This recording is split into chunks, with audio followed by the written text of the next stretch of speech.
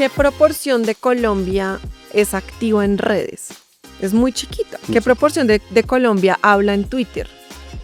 Sin embargo, estamos haciendo una lectura de la realidad colombiana a través de eso. Y eso es grave. Siempre estuve muy obsesionada por temas de desigualdad y superación de pobreza. Y sí arranqué mi carrera profesional ahí. Y conforme fue avanzando los años, me empecé a obsesionar, literalmente obsesionar, con todo el tema de los desacuerdos y del conflicto. En la época del plebiscito me surgió un deseo muy fuerte de entender cómo ayudar a las personas a conversar y a llegar a acuerdos entre personas de opiniones distintas. Necesitamos líderes que sean capaces de tener conversaciones difíciles, que estén en la capacidad de traer visiones compartidas. Gran parte del comportamiento en línea de compartir desinformación es automático, o sea, de acuerdo a algunos estudios, hasta el 99% de las decisiones que tomamos en el día no son decisiones en las que estamos pensando y analizando qué es lo mejor y por qué hacemos algo. 99% lo hacemos de manera automática, 99%. O sea, de 100 decisiones, 99 es automático, no sabemos por qué lo hicimos.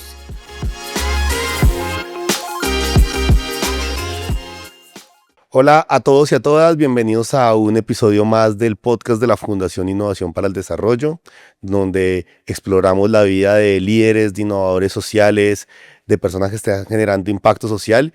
Y hoy tenemos una súper invitada, una persona que está trabajando además en un tema súper actual, que es uno de los grandes retos que se observan en el liderazgo moderno, en crear sociedades cohesionadas, que es todo el tema de desinformación, polarización. Entonces, bienvenida Beatriz Elena Vallejo, le vamos a decir Beatriz para acortarnos su Elena, vamos a ir entre los dos nombres acá. Ella es la cofundadora y directora, primero, de un proyecto divino que a mí desde que lo vi la primera vez me enamoró, que es DIP, Detox Information Project, que busca todo el tema de desinformación, y adicionalmente de Hitos, que es una agencia de psicología del comportamiento, de cambio de comportamiento, que es un tema muy interesante hoy en día en todos los temas que hacemos. Bienvenida Beatriz Elena a este podcast y gracias por aceptar nuestra invitación. Mil gracias, gracias a ti, Juan. Qué dicha estar acá.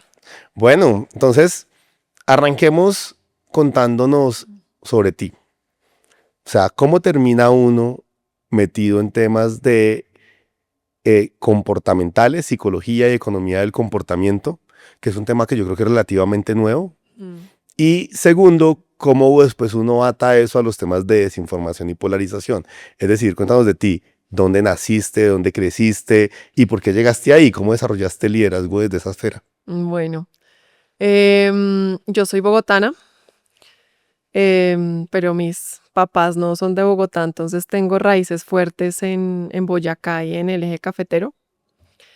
Soy economista, hice una maestría en economía y siempre estuve muy obsesionada por temas de desigualdad y superación de pobreza. Y sí arranqué mi carrera profesional ahí. Y conforme fue avanzando los años, me empecé a obsesionar, literalmente obsesionar, con todo el tema de los desacuerdos y del conflicto.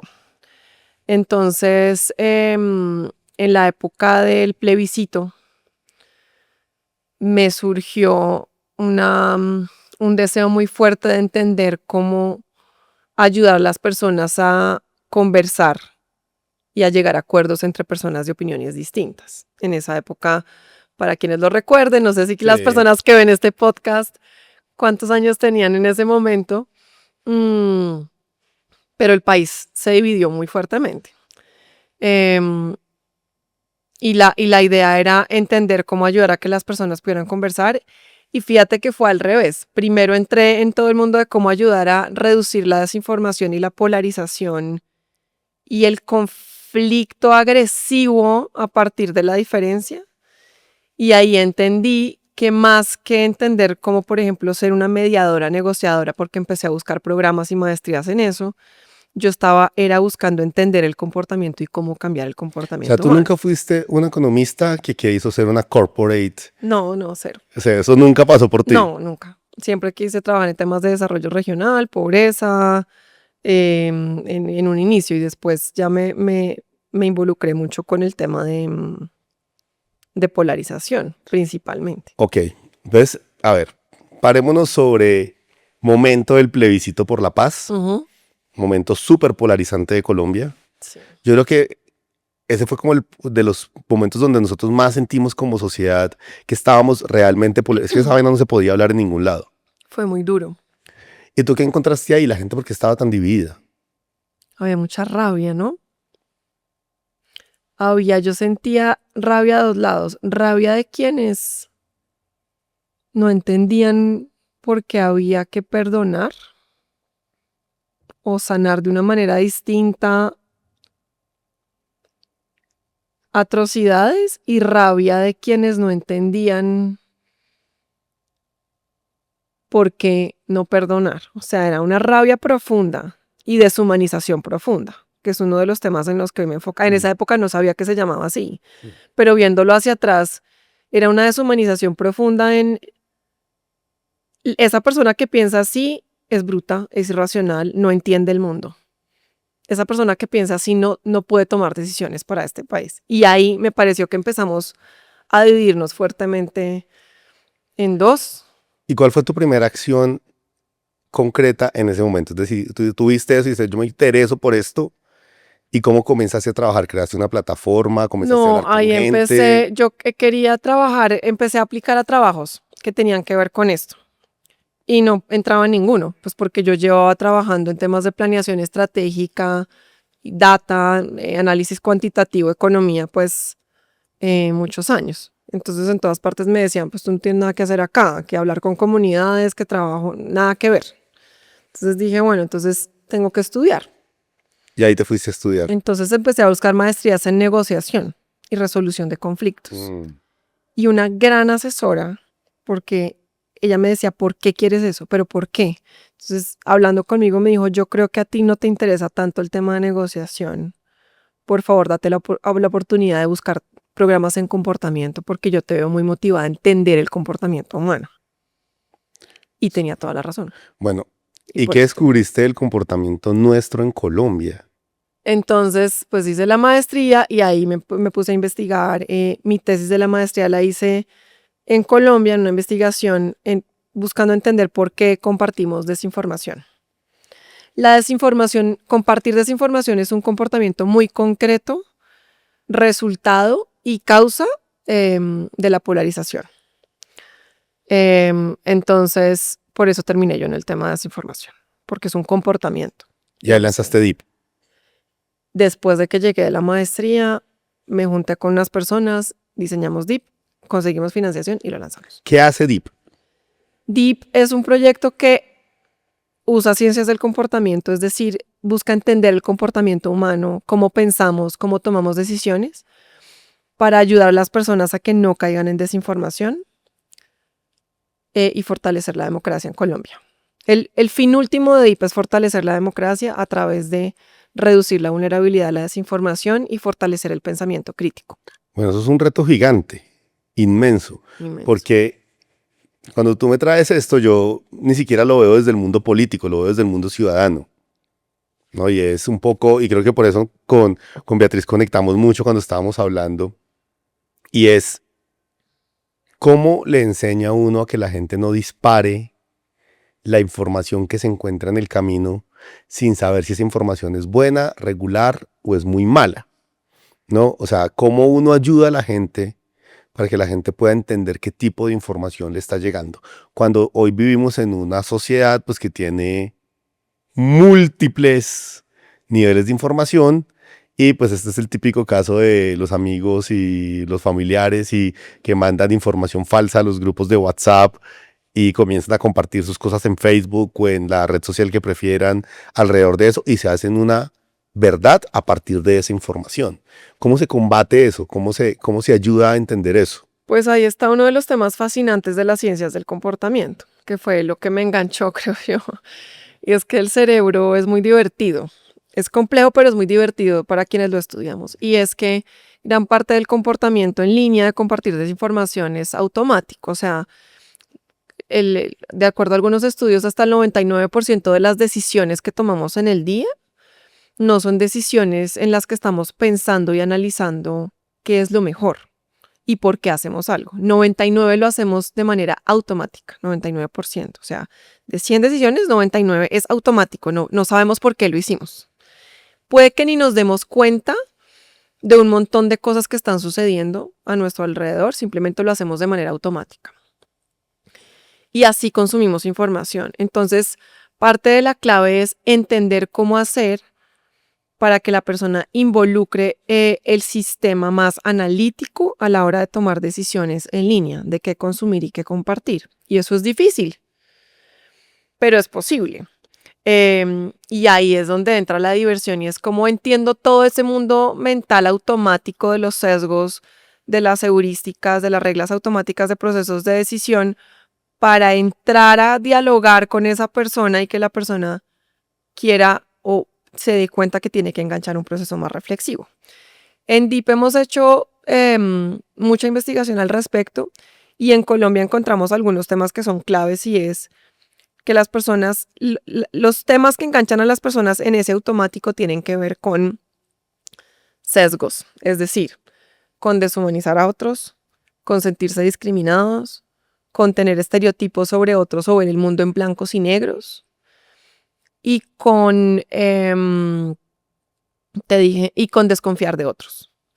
Todos estos temas tienen en la raíz sesgos de grupo, es decir, que tanto me identifico yo fuerte con mi grupo y me siento muy distinto de otro.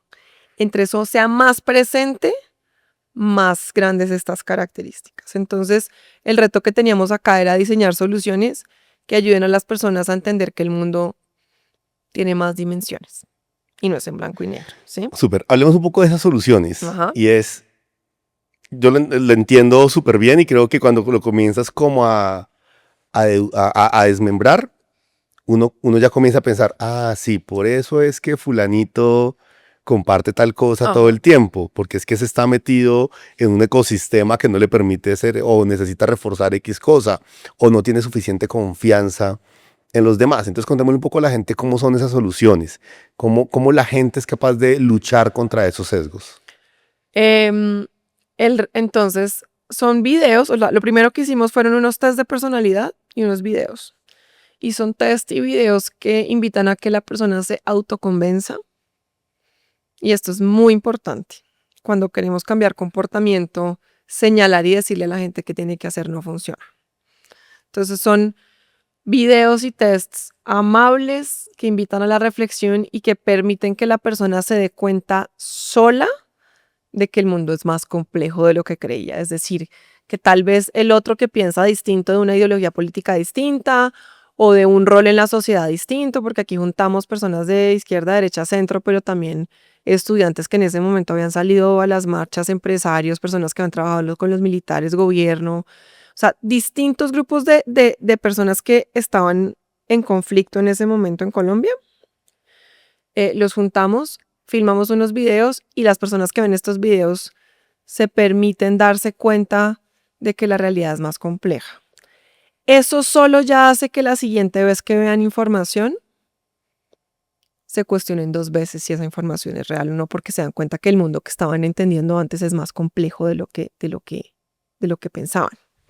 Que tal vez esa persona si yo soy de izquierda, que tal vez esa persona de derecha es igual humano que yo, que el de centro también, que no hay por qué deshumanizar, que no puedo generalizar.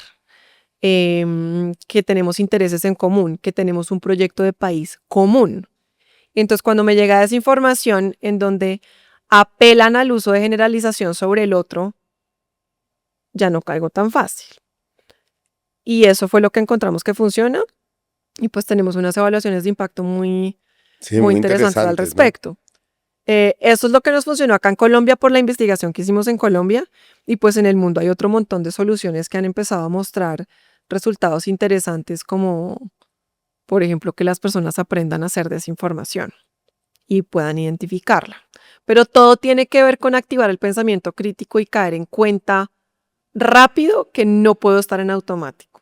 Suena raro, pero... Súper. Y Deep logró que se redujera en ese momento el 30% de esa vulnerabilidad por Sí. la desinformación. 30% es un porcentaje enorme. Claro, sí, gigante, no, es que si estamos pensando que el 99% de las decisiones son automáticas y uno logra reducir el 30% esa vulnerabilidad de desinformación, Sí, es gigante. es La gente gigante. cómo percibe, o sea, la gente cómo percibe ese 30% porque piensa más a la hora de compartir y consumir información. El mecanismo es interesante. El mecanismo que tenemos identificado hasta ahora es deshumanización. Ok, Entonces, con estos videos logramos que las personas reduzcan la deshumanización hacia otras entre el 7 y el 15%. Es decir, que yo veo una persona que piensa distinto y ya lo considero, esto suena, es absurdo solo decirlo, ¿no? Lo sí, considero es más una humano. locura. Es absurdo Mm. solo decirlo, pero eso es lo que estaba pasando. Pienso que una persona que piensa distinto es menos humano que yo. O tiene menos sentimientos o es menos racional y menos hábil, mentalmente hablando. Y por eso tantos adjetivos en la conversación. Y por eso tantos adjetivos en la conversación y tantos adjetivos en la conversación hace que más personas deshumanicen más también. Y entre más deshumanizamos, más caemos en desinformación. Y lo que vimos es que realmente lo que logramos cambiar con los videos es la deshumanización. Solamente. Ok. O sea, es lo que salió en la medición. Y a partir de reducir la deshumanización, las personas son 30% menos vulnerables a la desinformación. Entonces, si uno tuviera que escoger una cosa en Colombia, solo uno, o sea, me tengo que dedicar a hacer una tarea, es reducir la deshumanización. Porque Buenísimo. realmente eso está en el centro de fortalecer el pensamiento Y eso crítico. tiene mucho que ver con la incapacidad de tener conversaciones, Sí, porque como vemos al otro como un enemigo menos humano. menos humano, pues yo con esa persona prefiero no tener conversaciones, prefiero no hablar de temas que nos vayan a incomodar porque No él es no un va a par. entender mi punto de vista. Además, no es un par. No son par, sí. No es un interlocutor válido. Es como, o no le importa o no siente, es que a esa persona no le importa el país, no siente, no tiene emociones. O sí, o no piensa. Entonces no vale la pena. O sea, ni Sí, no vale la siquiera es pena. no quiero, sino es como lo estás poniendo en un lugar de inferioridad. Como tú sabes, acá en la Fundación Nacional para el Desarrollo trabajamos mucho con liderazgos jóvenes, Sí. liderazgos que quieren, que están haciendo impacto en sus comunidades, etcétera. Cómo ellos, en su formación de liderazgo, pueden ayudar a quitar esta deshumanización hacia afuera, pero un reto mucho más importante, ellos mismos. Porque creo que tenemos líderes que están muy desarrollados en la palabra, tienen una inmensa capacidad de conversar, pero una gran debilidad para escuchar y sobre todo escuchar puntos de vista diferentes. Entonces acá con todos los Dreamers and Makers y toda la gente solemos decir mucho que los nuevos líderes deberían ir menos a conversatorios y más a escuchatorios. Entonces, ¿qué le dirías tú a ellos con todo esto que has aprendido? ¿Cómo debería ser su acción de liderazgo para ayudar a tener una sociedad menos deshumanizada, que pueda tener más conversaciones difíciles y que pueda encontrar más visiones compartidas de países de diferentes puntos de vista? Yo creo que el primer punto, que es parte de lo que abordamos pues en las talleres que yo hago con líderes de empresas y de todo, es mm, quitar el estigma al error. Es decir, todos los seres humanos tenemos sesgos, todos los seres humanos caemos en momentos en donde terminamos teniendo comportamientos de discriminación, deshumanización, etcétera, o distinto tipo de sesgos, es normal, es humano. Hay características que nos han permitido sobrevivir y hay que entenderlas así. Yo pienso que cuando uno le quita el estigma al error, se permite verlo y se permite verlo con tranquilidad. Y cuando uno lo ve, lo puede cambiar. Pero Súper. uno no lo ve si le tiene estigma, ¿sí? O sea, Entonces, esto de conversar, negociar, ser empático, no es una habilidad inherente. hay Hay que gente que le fluye construirla. Hay gente más, que le fluye sí. más, pero si no te fluye, también lo puedes trabajar. Es que es difícil. Conversar con personas que piensan distinto es doloroso. Es difícil, es una habilidad que hay que desarrollar y es un músculo que se entrena. Pero claro, es difícil, sí. Es algo que hay que desarrollar, pero además está bonito ver que así yo sea muy talentosa líder, yo tengo sesgos, tengo errores. O sea, y está bien. Y los tenemos todos. Y cuando yo eso lo acepto en lo profundo, puedo mirar hacia adentro, entender, conocer mis sesgos y transformarlos. Eso Súper. es lo que me permite a mí después ser empático. ¿Y cómo debería un líder actuar con alguien que es incapaz de reconocer sus sesgos que se encuentra? Porque muchas veces tienes este líder súper empático, súper abierto, Sí. dispuesto a tener conversaciones difíciles, dispuesto a traer visiones compartidas y encuentra que su contraparte No. está totalmente clavada en su sesgo. ¿Qué le recomendarías a ese líder para que logre romper ese sesgo? Hay un método que me recuerdas ahorita con esta pregunta que me encanta, que desarrollaron en Estados Unidos, que se llama Deep Canvassing. Es sondeo profundo. Y es como conversar con personas buscando transformar la visión de esas personas del mundo de una manera distinta. Y uno de los principios de esta metodología está documentada, la pueden buscar, es espectacular. Y yo creo que para líderes y para negociación, o sea, uno tiene que saber eso para estos casos. Y está pensada en qué pasa cuando tú te encuentras con un ciudadano que está radical en un tema y cómo conversas sobre él, con él, por ejemplo, en un tema polémico como, pues no sé, derechos para las personas, matrimonios de personas del mismo sexo, no sé, ¿sí? Cómo conversar. Y uno de los temas de las metodologías que usan en este proceso de Deep Canvassing es encontrar puntos en común. Por ejemplo, por ejemplo, encontrar cómo conversar con el otro sobre momentos en donde se ha sentido vulnerable, en donde ha sentido miedo, que quiere para el país, que tanto ama a su pareja. O sea, momentos, temas en los que coincidimos todos los seres humanos, que no tienen nada que ver Con con el tema que ideología estás hablando. política y que no tienen nada que ver con nuestro rol, nada. Tenemos es que buscar puntos de conexión humana para que los dos entendamos, o sea, generemos un punto de conexión y alrededor de eso podamos conversar. Cuando ya podemos conversar alrededor de algo que nos une, es más fácil pues que los dos tengamos una apertura mental hacia otros Intuitivamente me temas. hace mucho sentido hoy porque cuando yo tuve mi rol en el gobierno nacional tuve que tener muchas conversaciones durante las manifestaciones del 2021 y comenzar las conversaciones desde el punto de vista de análisis de la situación de por qué estábamos ahí sentados era imposible. Era mucho más fácil iniciar una conversación cuando cada uno ponía hacia dónde quería llevar a la sociedad. ¿Por qué estaban los manifestantes ahí? ¿Y por qué uno había tomado la decisión de que lo público era un camino correcto para desarrollar su vida profesional impactando a los demás?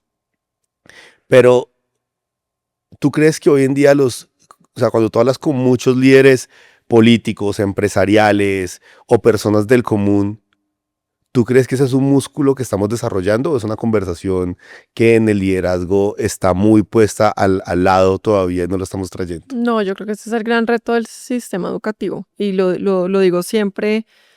Fíjate que uno de los hallazgos de la investigación que hicimos en DEEP es que el nivel educativo no tiene nada que ver. Los años de educación de una persona no hacen que esa persona tenga más habilidad para identificar desinformación, no hacen que tenga más pensamiento crítico. O sea, el concepto de que el que es más vulnerable o el que tiene menos educación no tiene nada que ver con Nada eso. que ver. En este estudio que nosotros hicimos, una persona con bachillerato no se diferencia en nada de una persona con posgrado en Colombia en su habilidad para identificar desinformación. En nada. Interesante. En su habilidad. Lo que los diferencia es su habilidad para saber leer el mundo de manera más compleja, es decir, no apegarse tanto a sus ideologías y a sus grupos. Y no se supone que el sistema deshumanizar, no educativo al desconfiar. darte más información y más conocimiento te ayuda a ver el mundo de una manera más sistémica. Te da más elementos, que eso es bueno, Ujú. pero como los elementos que te están dando no tienen nada que ver con sesgos de grupo, es decir, con qué tanto tú entiendes al otro, el sistema educativo no nos está dando eso. Si el sistema educativo nos diera elementos para comprender la diferencia, Sí, sería seguramente diferente. ayudaría, pero como no nos está dando eso, no ayuda. Entonces, no. Yo pienso que no estamos trabajando lo suficiente. O sea, es decir, creo que no estamos entendiendo bien qué es el pensamiento crítico hoy. Yo creo que uno de los, por ejemplo, de los temas que a mí este tema me apasiona y trato como de estar en muchas plataformas que hablemos sobre todos estos temas. Dreamers and Makers es una muestra de eso. En Dreamers and Makers tú tienes jóvenes que tienen muchas formas de ver el mundo. No solo desde lo político, sino desde lo social, desde su propio contexto.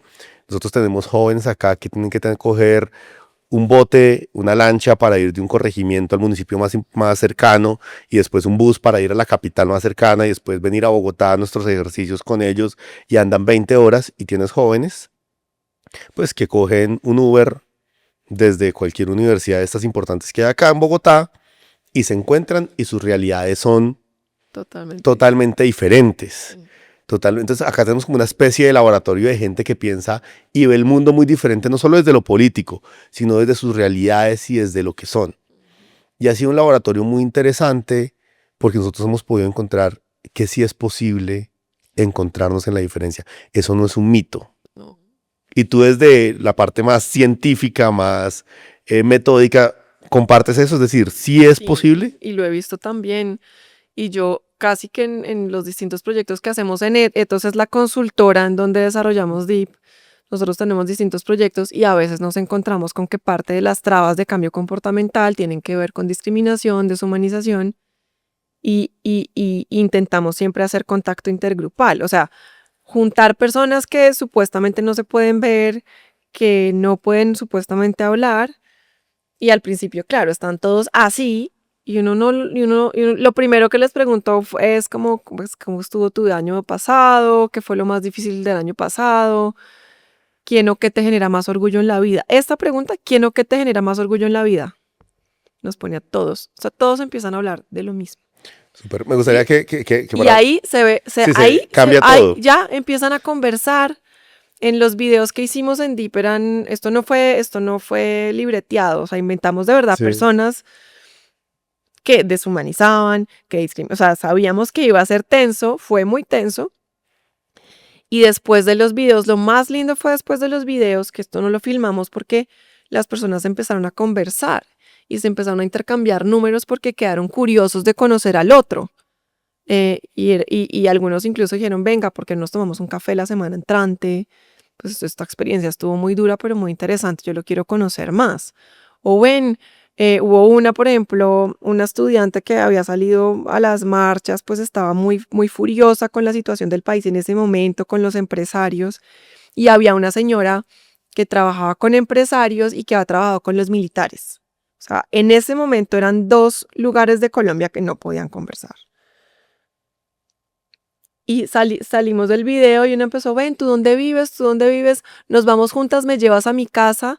Yo decía, no puede ser, o sea, esto empezó en una tensión impresionante, pero los pusimos a conversar y fue tan fácil que lograron ellos solo resolver y ellos mismos, sin yo promover nada, quisieron seguir en contacto después de esa experiencia. Mira que yo creo que la gente a veces pierde un poco la esperanza como que si es posible, si nos vamos a poder encontrar en la diferencia. Y creo que el ecosistema en el que estamos involucrados nos evita verlo. Porque a mí me suele invitar pues muchos temas de liderazgo, etcétera. Entonces la primera pregunta, que es una pregunta que me parece súper curiosa, es, ¿hay una crisis de liderazgo? Y yo suelo decir que en Colombia no hay una crisis de liderazgo.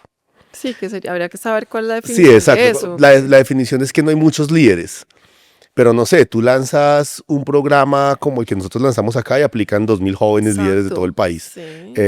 Hoy estamos grabando este episodio y ayer cerraron las elecciones a los consejos de juventud y se inscribieron 45.000 candidatos en todo el país. Es una locura de país.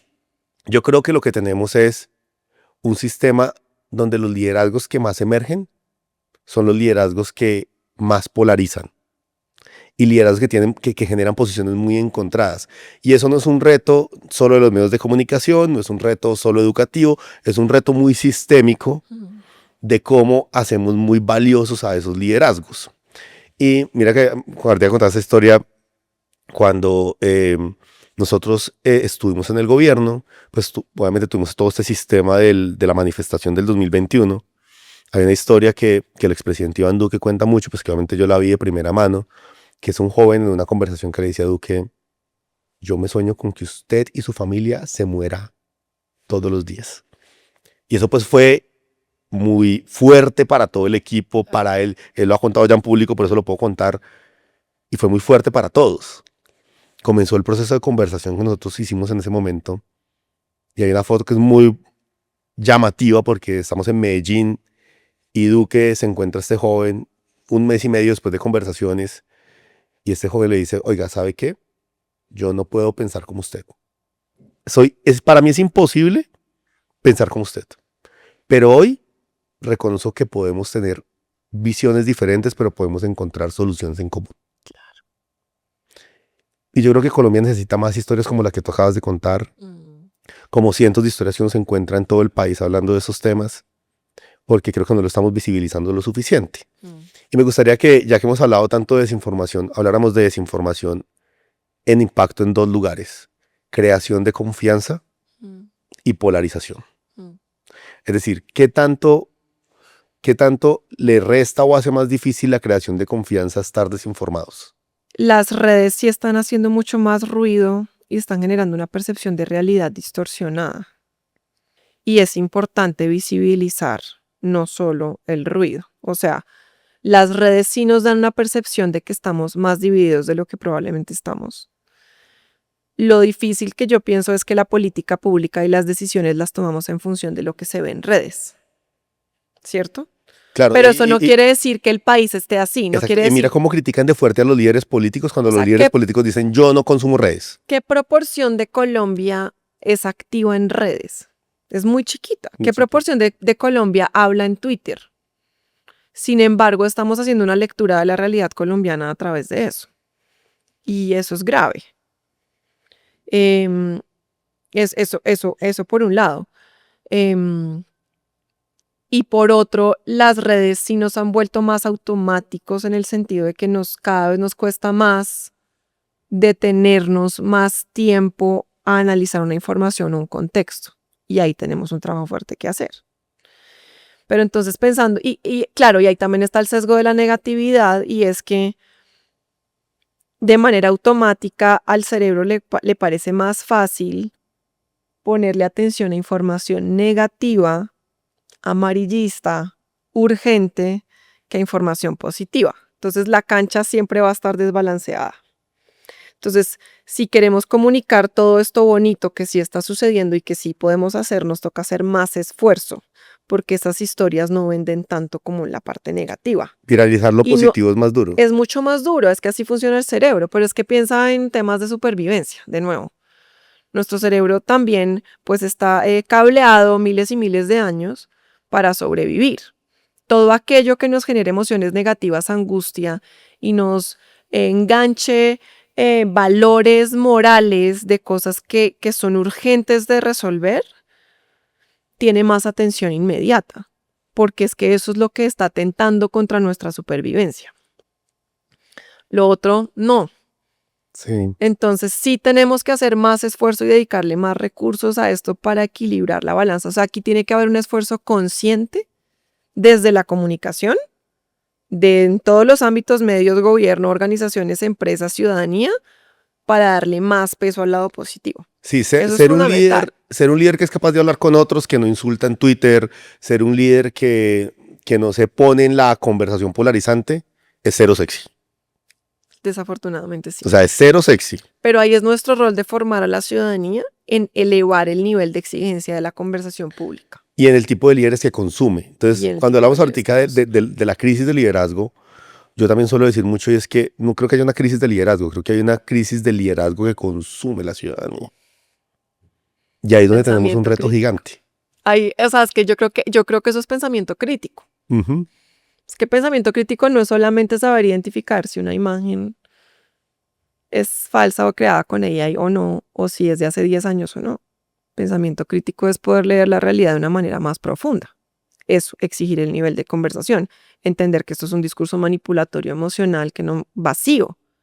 Entender que un líder que no usa ese lenguaje está teniendo mejores propuestas, pero esto requiere un esfuerzo consciente y una educación y fortalecimiento de capacidades en cosas distintas. Claro, pero lo que me dijiste ahora es un bálsamo para esa conversación, porque cuando tú abordas esa conversación, lo que te dicen es que tenemos una sociedad con bajos niveles educativos. Y lo que me acabas de confirmar ahora no tiene No. nada que ver. No, y esto lo han confirmado en otros países, en otras investigaciones, eso no pasa solo en Colombia. Pero entonces, volviendo a la otra pregunta, y es si la desinformación incrementa la desconfianza.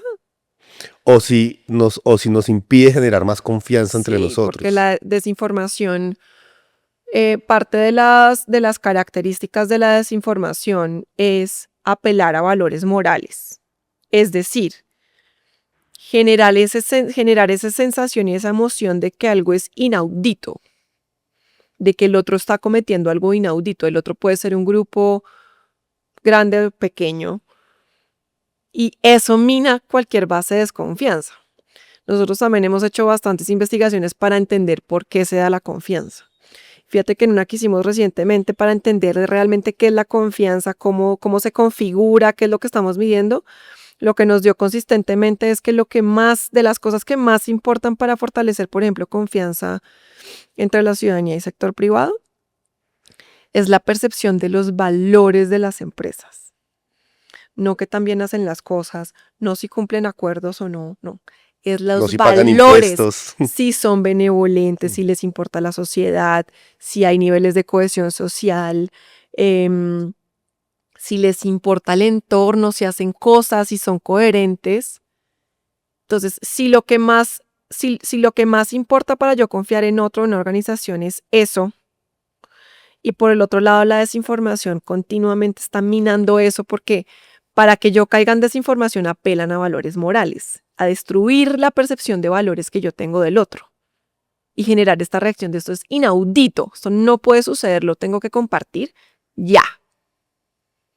Entonces, pues claramente están minando la desconfianza, es un círculo vicioso, y entre yo más desconfío, más caigo en la desinformación porque pienso que eso puede ser real. Claro. ¿Y tú crees que hoy en día los empresarios están construyendo un sistema de valores lo suficientemente fuerte para conectarse con estas nuevas ciudadanías, con estos nuevos entornos sociales?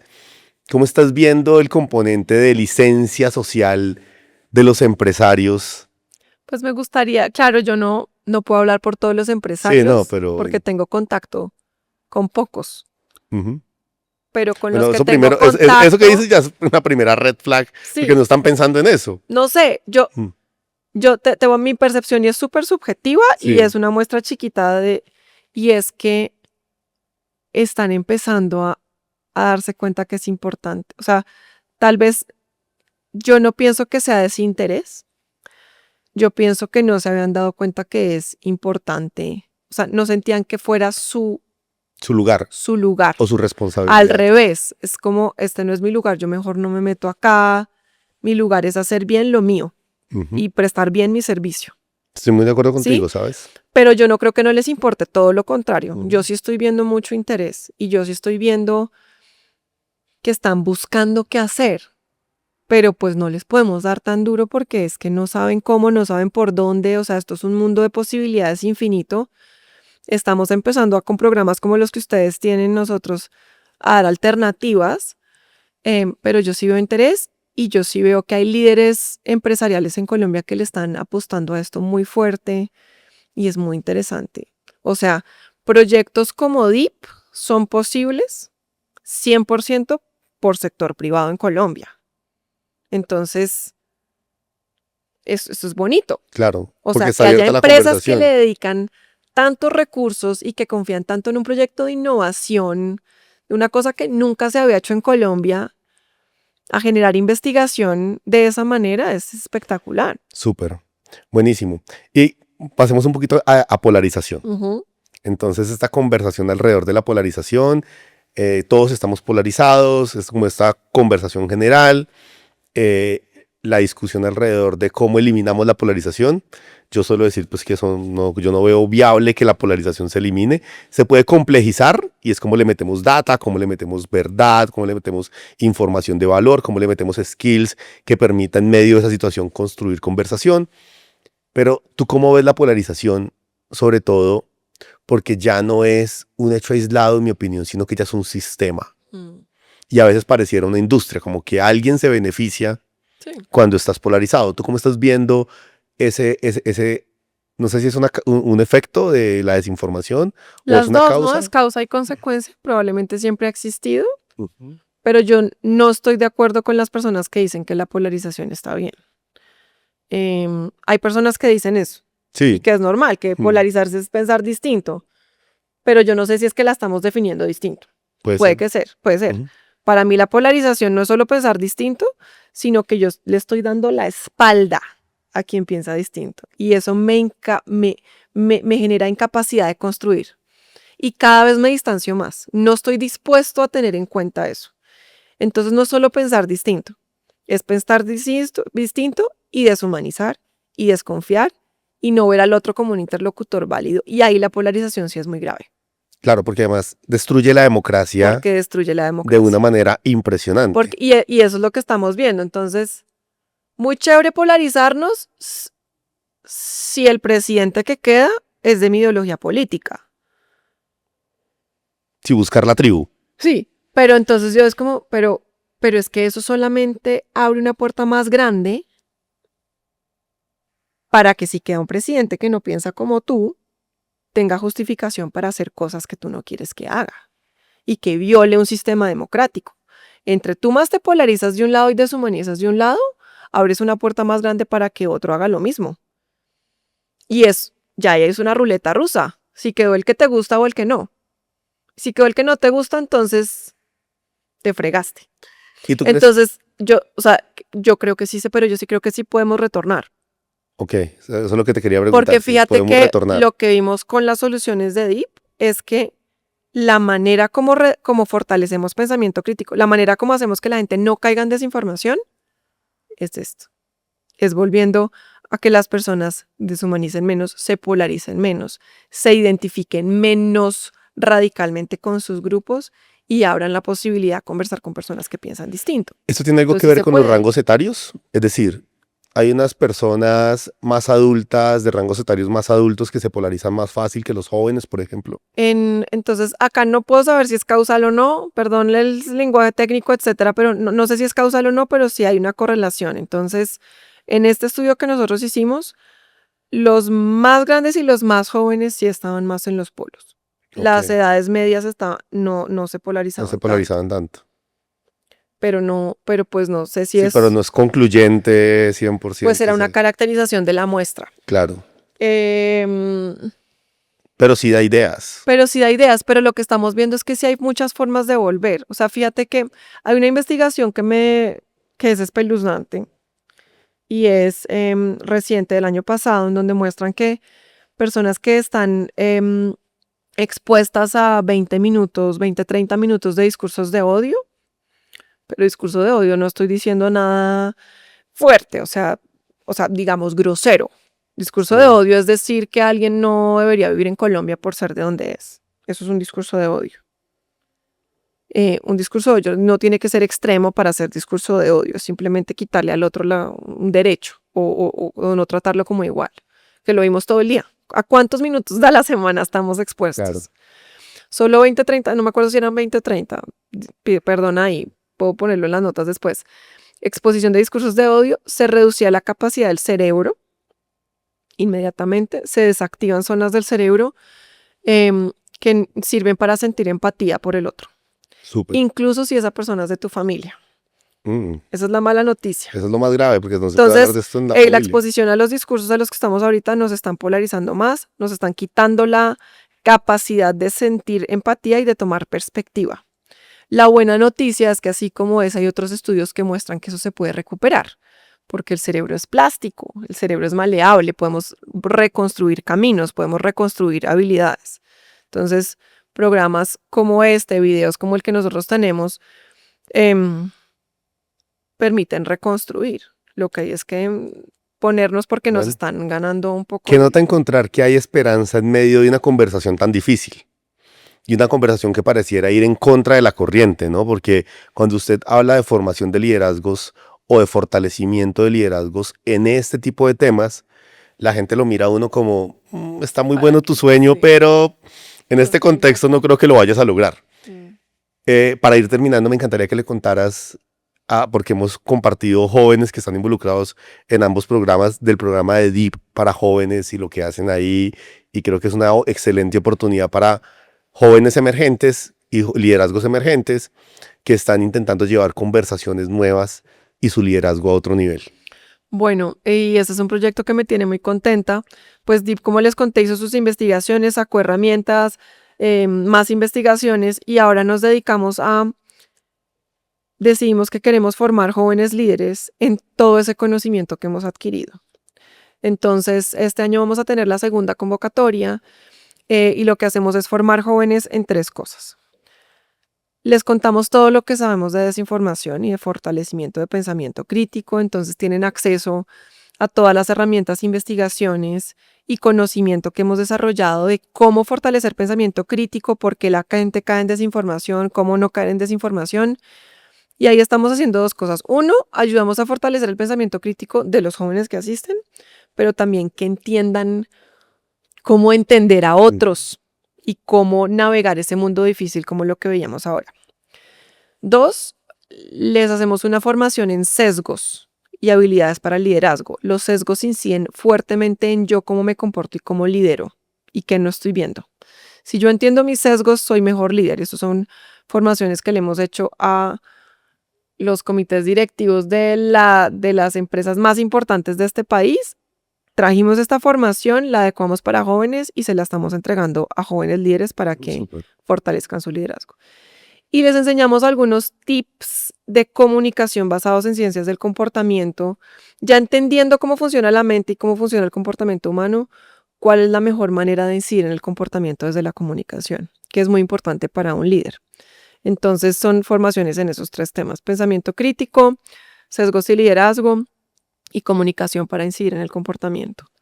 Y aquí lo que hicimos es pues traer todas las mejores herramientas de lo que hemos aprendido en Ethos y en Deep para estos jóvenes líderes. Buenísimo, bueno, esperemos que muchos apliquen este año. Sí, sale la Beatriz, muchas convocatoria ahorita en gracias. agosto, para que estén En pendientes. Sí, agosto va a salir la de convocatoria. 2025, sí. Súper bueno, muchas gracias por acompañarnos, por compartir todo este conocimiento, como te lo decía, en un tema que yo creo que no está tan colocado en la incubación de liderazgos y en el aceleramiento de liderazgos, que es, necesitamos líderes que sean capaces de tener conversaciones difíciles, que estén en la capacidad de traer visiones compartidas. Entonces, muchas gracias por acompañarnos el día de hoy. A ti 1000 gracias por esta conversación tan apasionante. Bueno, un abrazo y nos vemos en nuestro próximo capítulo del podcast de la Fundación Innovación para el Desarrollo.